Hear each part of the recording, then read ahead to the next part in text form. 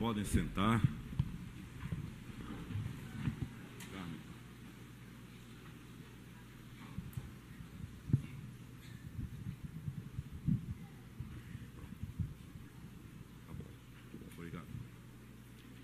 Eu não quero seguir o exemplo, e jamais seguiria, do genial Mário Quintana, o gaúcho do Alegrete. Nunca diga um gaúcho de Alegrete, porque ninguém vai para Alegrete, vai para o Alegrete.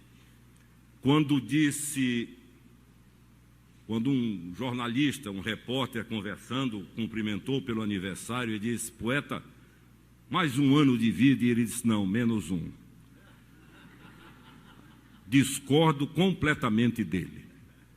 Mais um ano de vida é uma bênção, até porque a gente está mais perto do céu.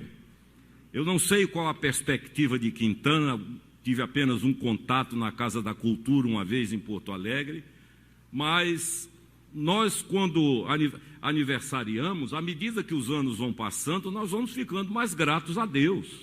Temos muito mais motivos, olhamos para trás e vemos cura, livramento, perdão, num volume tal que somente a graça de Deus pode explicar. Queridos, eu não queria nem falar hoje, queria me poupar, mas eu resolvi falar. Essa semana me mandaram uma mensagem, e eu mandei para Jair, e Jair me disse: eu só guardo as que são boas, e essa está guardada. Um quadrinho desse simples que diz assim: há mais de 2000 anos, o que mais confunde a religião é a capacidade de Jesus gostar dos piores. Como diria um amigo meu na Paraíba, vai gostar de quem é ruim assim na China, né? Porque parece que é uma regra de 3 inversa: quanto pior, mais amor. E isso ficou gravado no meu coração. E eu resolvi que hoje eu não vou fazer um sermão, mas eu vou tentar, eu quero pregar a primeira mensagem que eu preguei na minha vida com 15 anos de idade. O meu pastor me chamou, o reverendo Raul de Souza Costa, de saudosa memória. Nunca esqueço, numa quinta-feira, num culto à noite, e com o jeito dele disse: domingo quem prega é você. Pronto, eu não dormi.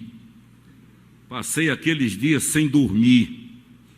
No domingo, lá fui eu, todo tipo de engenharia passou na minha cabeça para não ir. Construir argumentos, inventar história, né? Até adoecer, mas eu não podia fazer isso. E eu lembro que quando eu entrei no templo, alguns aqui conhecem, Salomão, Tércio, Alcione, e eu olhei o tamanho daquele negócio, eu disse: meu Deus, onde é que eu estou? Onde é que eu me meti? E lembro que eu preguei 15 minutos. Para mim tinha sido 1 hora ou mais. E preguei trêmulo. E eu quero hoje lembrar aquele dia, exatamente no texto que o reverendo Jair acabou de ler. Vinde a mim, todos vós que estáis cansados e oprimidos, e eu vos aliviarei. Tomai sobre vós o meu jugo, porque eu sou manso e humilde de coração, e encontrareis descanso para as vossas almas. Toda essa história começou, queridos, quando eu tinha 12 anos de idade, e fui a um estádio de futebol ouvir um pregador, que na época era tratado pela imprensa como Billy Graham latino-americano. E eu lembro, naquela noite eu fui ao estádio, por sinal era de um time adversário meu, mas fui, né? E pregava ali o reverendo Antônio Elias, e eu esperava encontrar um tipo Billy Graham, um homem forte, de voz de trovão, e olho para o púlpito, está o reverendo Antônio Elias, pequenininho, com a vozinha fraca, e eu lembro que eu sentei, as arquibancadas estavam lotadas, encheram o gramado de bancos, e eu sentei lá no penúltimo ou último banco. Fiquei na ponta do banco quieto, até me perguntando o que é que eu estou fazendo aqui. E à medida que ele foi expondo a palavra de Deus, eu tinha 12 anos de idade, 12. Olha aí o valor do investimento em crianças. 12 anos. Quando ele foi concluindo, eu notei que ele estava em lágrimas. E quando ele fez o apelo, não sei explicar a força que me veio. Eu levantei e atravessei todo aquele gramado em direção ao palanque onde eles estavam. Fui para baixo do palanque, para onde estavam indo os decididos, os novos convertidos. E eu lembro que meu nome foi anotado por 2 seminaristas que depois se tornaram 2 grandes pregadores nesse país. O reverendo Edésio Schecker, presbiteriano, e o pastor Rosivaldo Araújo, que foi o compositor, o autor do louvor que até hoje é conhecido por muitos como a Marselhesa evangélica brasileira. Rendeu um livro, Obra Santa do Espírito, esta causa é do Senhor. Como vento impetuoso, como fogo abrasador. E o refrão, ele repete, ninguém detém. Esta causa é obra santa, esta causa é do Senhor. E eles anotaram meu nome, e eu com 12 anos, eu orei com sinceridade, fiz a minha entrega a Deus, e daí para frente cumpriu-se na minha vida Ezequiel 16. Eu esqueci desta aliança inúmeras vezes. Eu brinquei com essa aliança inúmeras vezes. Eu rasurei este contrato de Deus comigo. Mas se você ler o capítulo 16 de Ezequiel, é uma história linda. E quando aquela jovem que tipifica Israel está absolutamente incapaz de sair da vida onde entrou, de recuperar-se dos baques que levou, desfigurada, humilhada, no verso 68, se a memória não me engana, Deus olha para ela no estado em que ela está e diz, mas eu me lembrarei da aliança que fiz contigo nos dias da tua juventude. Amém. Nós somos especialistas em quebrar compromissos com Deus. Se Deus tivesse um SPC espiritual, ou uma Serasa espiritual, a coisa ia estar complicada, porque nós somos um tipo, eu digo nós generalizando, mas certamente alguém pode não se enquadrar nisso, nós somos rápidos para fazer promessa, para fazer voto, para assumir compromisso, mas somos ainda mais rápidos para esquecer os compromissos que assumimos com Deus. Graças a Deus, Ele não esquece a aliança que fez comigo e com você. Haja o que houver, vai buscar onde você estiver, onde eu estiver e onde eu estive. O braço estende-se, o colo prepara-se e Ele traz de volta.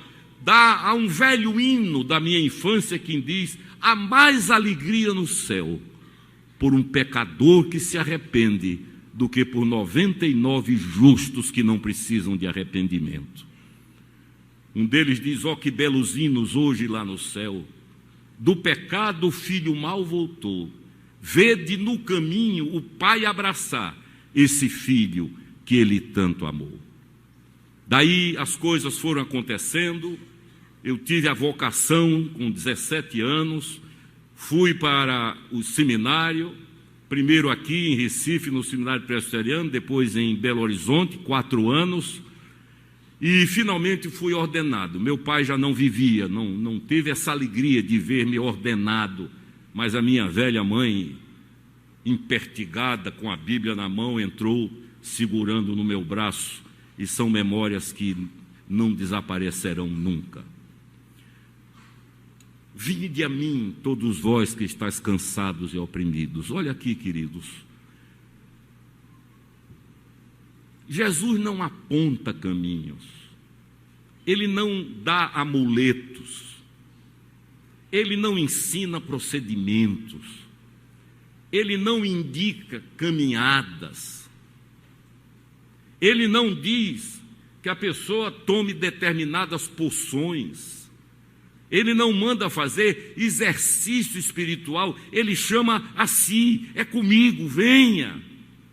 Por pior que esteja, por mais quebrado que esteja, por mais sujo que se veja, por mais imundo que se veja, ele diz, venha a mim. Não manda procurar um endereço tal, não manda procurar a tia fulana, não manda procurar o apóstolo cicrano, o pastor beltrano. Ele não indica ninguém para resolver o seu problema, ele diz, vem a mim, traga para cá. Por pior que seja, não há nada na minha vida e na sua vida, por mais chocante que seja, que escandalize Jesus. Não há um só registro na Bíblia de Jesus escandalizado. Escândalo é coisa de religioso, que tem expectativas do ser humano que nem Deus tem. Ao contrário, como disse essa mensagem, se escandalizaram porque ele andou com os piores.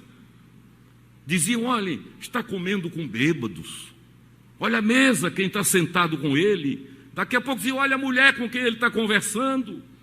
E foi julgado e condenado pela religião, não foi pelo mundo político, foi pela religiosidade que teve a capacidade de ir até o trono para incriminá-lo, para condená-lo e para acusá-lo, porque ele disse, venham a mim. Os que são rejeitados, aquela pessoa que a gente diz na minha casa não entra, entra na dele. Aquela pessoa que você diz não tem jeito, tem jeito. Aquela pessoa que você olha e diz, Deus me livre que se aproxime. Ele andou com esse tipo de gente, porque ele disse, aqui comigo. Em outras palavras, a solução está comigo, traga para mim, traz para cá. E ele mais ou menos seleciona o tipo de pessoas. Ele diz, os que estão oprimidos, opressão é pressão, é viver sob pressão, é querer dormir e não dormir, é depender de ansiolíticos quando até não são necessários, mas por conta própria se corre atrás dele. São as desilusões da vida, as decepções da vida, são as desconstruções das perspectivas, até com líderes, com pastores, com irmãos da igreja, com irmãs da igreja, enfim, que sobrecarregam, que pressionam, que de certa forma tiram o ar, deixam a pessoa sufocada. Um casamento destruído, um filho envolvido com drogas, uma filha que se jogou nos braços de alguém. A semana atrasada eu recebi um casal querido, a filha havia se entregue e não lembrava nem a quem se entregou. E eles dois, o pai e a mãe em lágrimas na minha frente, disseram, bispo, não sabemos sequer, nem ela sabe. Esse é o mundo que nós vivemos, especialista em destruir, em arrasar, e no meio disso tudo entra a dimensão espiritual maligna para acusar, para botar o dedo no rosto, usando muitas vezes gente que se diz convertida. Viu? Eu sabia, eu não disse, são frases doentias, produtoras de enfermidades, que muitas vezes destroem a vida. Eu amo a profecia de Isaías 42. Este é o meu servo, ele não gritará nas praças, não esmagará a cana quebrada, nem apagará a brasinha que fumega. Esse é Jesus. Reverendo Moisés Cavalheira, lá de Porto Alegre, ele dizia, o inimigo, o diabo pega uma pessoa, destrói, suga, quando tem só o bagaço, nem ele quer mais, joga na sarjeta. Aí o Senhor Jesus vem e leva o que sobrou para refazer, como conta a história do filho pródigo. Sobrecarregados e pressionados, venham a mim. O Senhor diz a gente todo dia isso. Agora, se você entrega a sua vida a Jesus de verdade, tenha certeza de uma coisa, daí para frente o negócio é com Ele. Às vezes Ele permite que as forças da gente se acabem, porque há pessoas que dizem, como eu era assim, eu dou um jeito, eu resolvo, eu saio. Pode ser o buraco mais fundo, eu saio. Problema que for, deixa comigo que eu saio. Aí Deus me permitiu entrar num buraco que eu só saía morto, para que não ficasse a menor dúvida de que o livramento foi dele para a glória dele. Eu estava falando a um grupo esses dias, não me lembro nem qual. Por que é que Deus deixa para o fim? Israel chegou ao limite, não podia ir para trás nem para frente. Para trás, Faraó, com o exército mais poderoso do planeta. Para frente, um mar. Aí Deus, faz um milagre. Abraão passa 3 dias de agonia subindo o Monte Moriá. Certamente orou, pediu, clamou. Era um homem fiel. A intervenção de Deus só chega quando ele já está com o cutelo levantado. Imagino que deve ter fechado os olhos para não ver. E aí chega a intervenção de Deus. Para que a gente aprenda que é Ele quem faz.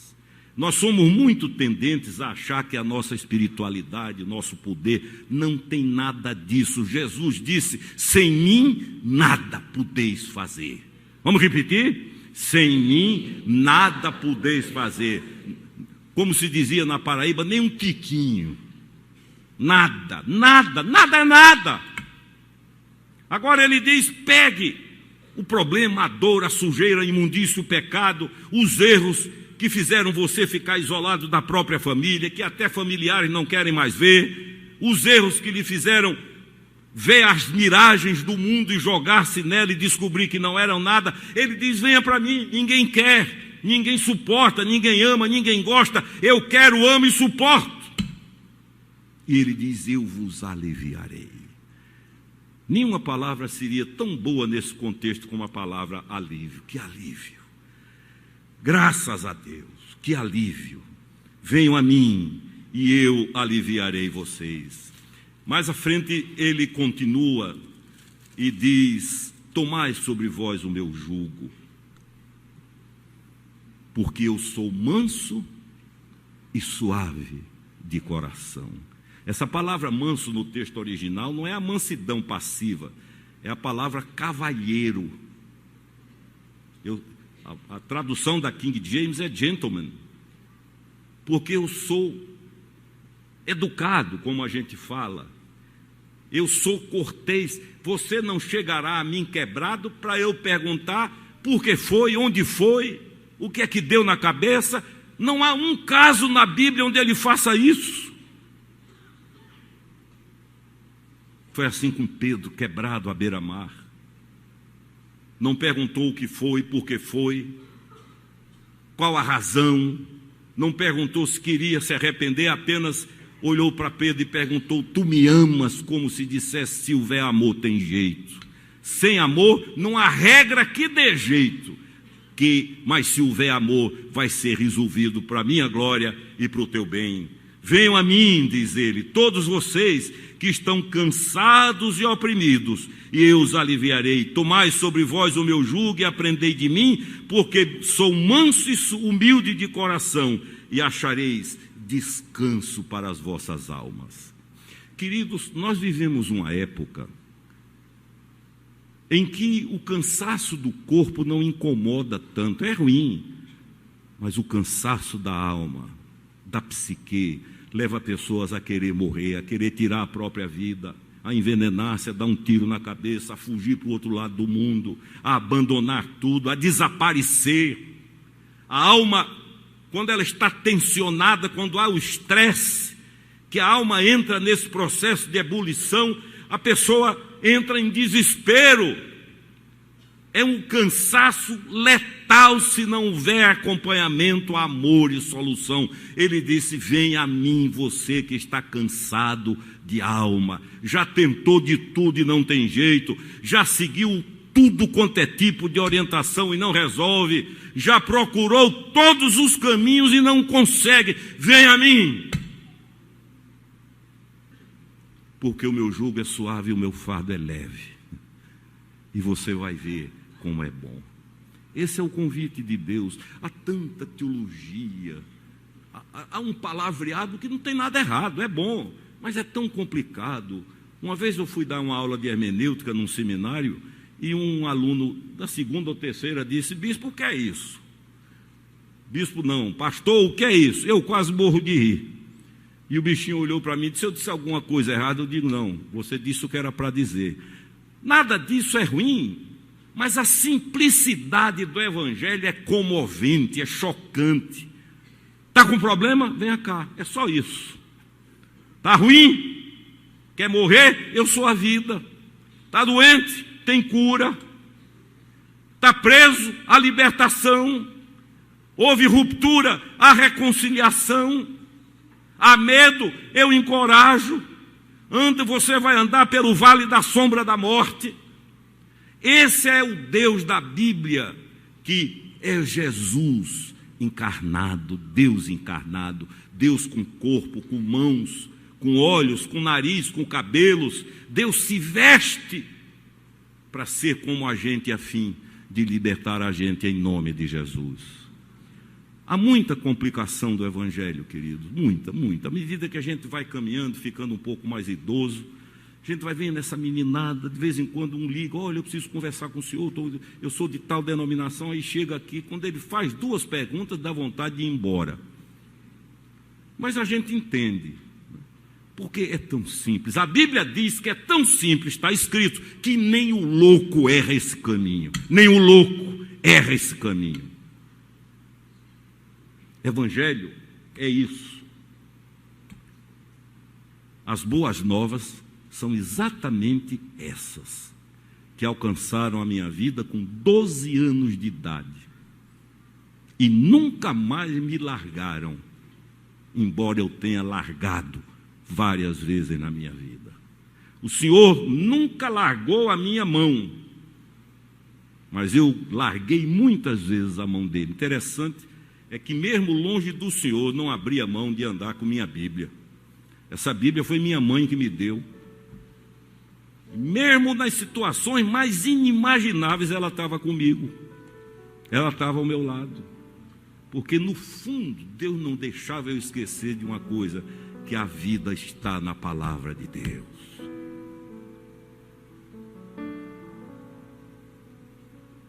Se não fosse a graça de Deus, eu teria me destruído muitas vezes.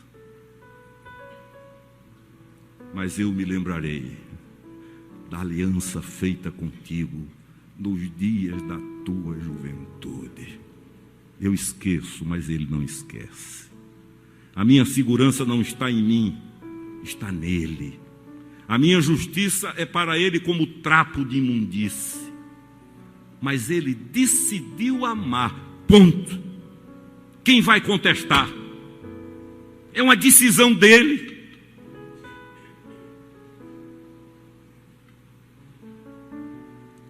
Eu teria muitas histórias para contar.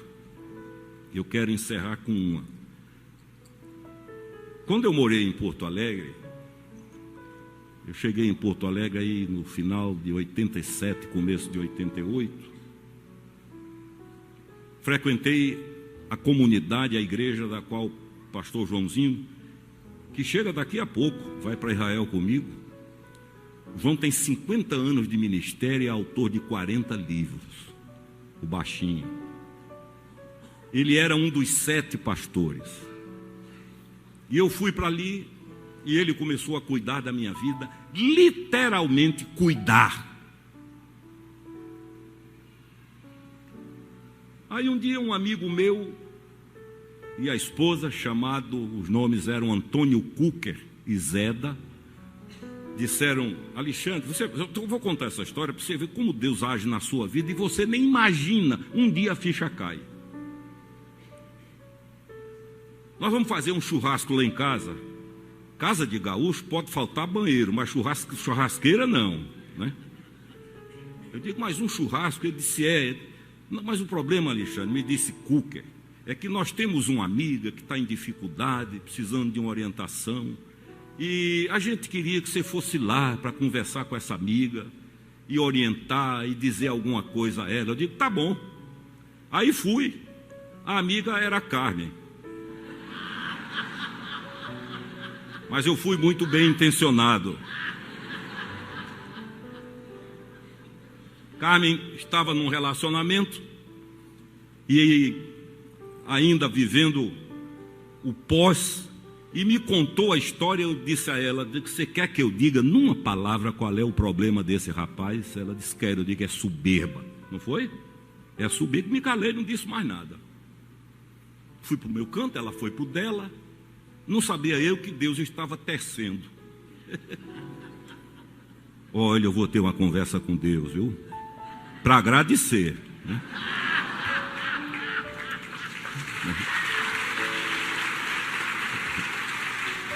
Aí, poucos anos depois, um amigo meu que era político aqui na Paraíba, escritor, ligou e disse: Ximene, eu estou indo a Porto Alegre para lançar o meu livro na Feira do Livro.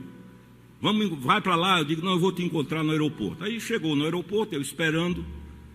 Ele desceu com o grupo que ia com ele. Aí, quando me viu, abriu os braços assim, disse: Ximenes, quando é que você volta para Paraíba? E eu, inocente, disse: quando você quiser. Pronto, 3 meses depois eu estava de mudança para Paraíba, né? Um dia eu estava no ambiente de trabalho e ele disse: Ximenes, tem um coquetel hoje à noite de uma empresa de gaúchos. Me convidaram para ir, eu realmente devia ir, mas eu estou cansado, não estou me sentindo bem. Você vai no meu lugar? Eu digo: claro que eu vou. Claro, eu vou dizer que não vou. Na hora certa, o motorista me pegou, fomos, e quando chegávamos na Avenida Epitácio Pessoa, perto do lugar onde ia ser o coquetel,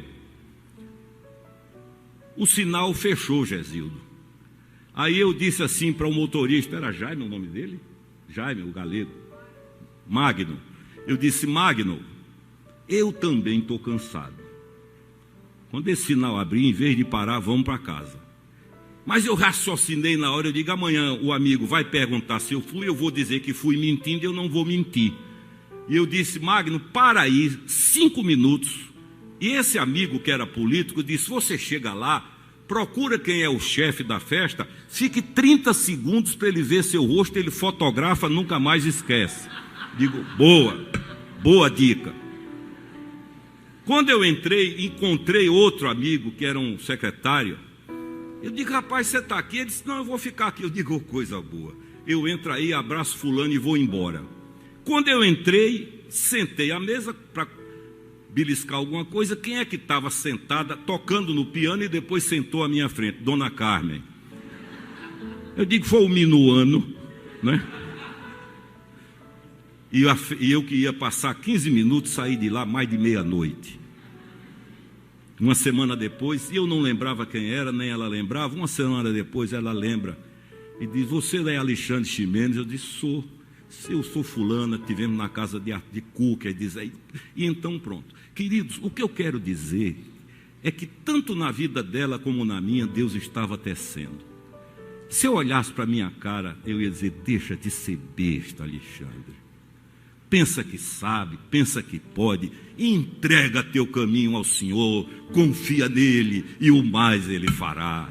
E não tente entender, porque você vai enlouquecer. Agora prepare-se, porque o banquete é grande em nome de Jesus.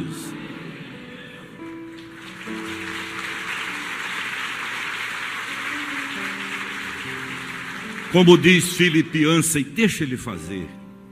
Se você deixar, ele sabe fazer direitinho. Eu estou tão mudado que ontem minha sogra chegou, eu tive uma alegria. Eu digo: oh, a senhora não imagina.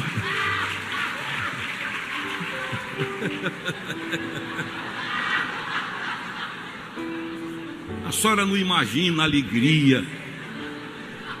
A minha sogra passou 44 anos sem entrar numa igreja. A primeira que ela entrou foi a reconciliação. Teve no discipulado, deram uma compressa de amor tão grande que até hoje ela fala. Ainda ontem decorou nomes. Então, queridos, graças a Deus por isso, que Deus me dê muitos anos de vida. Eu não sou modesto não, quero muito, viu? Quero muitos anos de vida para aperrear vocês e para a gente caminhar junto em nome de Jesus. Amém. Amor, você vai falar? Ih, ela está com o microfone. Esses poucos dias depois, pouco tempo depois que ele foi para Paraíba, foi 6 anos depois, gente. Mas ele estava indo tão bem, né? Tinha que falar da sogra. Bichinho.